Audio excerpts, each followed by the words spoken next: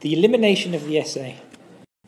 By the summer of 1933, Hitler's dictatorship was nearly complete. It was nearly there.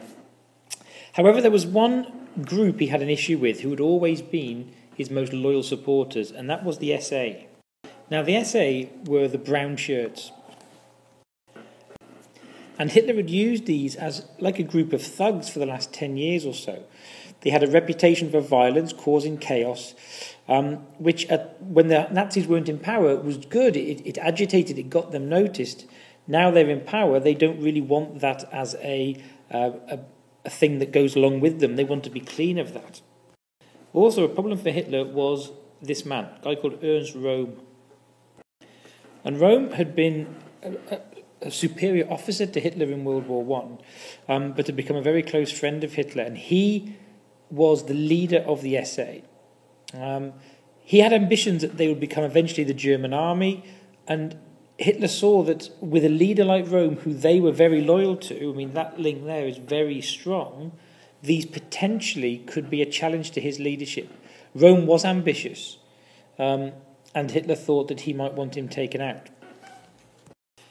Hitler had already created the SS, who, you can see, are always known for their skull and crossbones on their hat and their helmet. These black shirts, he wanted to replace the SS. They were loyal to him, not to Röhm.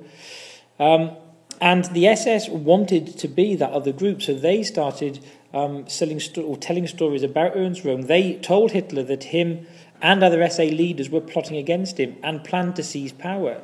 Now, the SS were plotting against Hitler, but they didn't want to take power. Hitler acted. On the 30th of June 1934, the Night of the Long Knives began.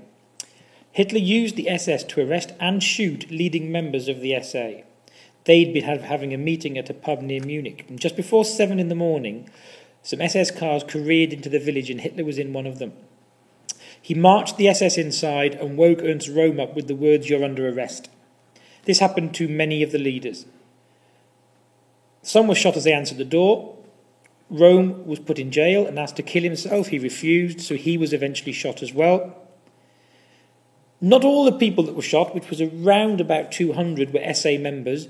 Hitler took this opportunity to take out other people that he didn't want around, like von Schleicher, who was Chancellor before him.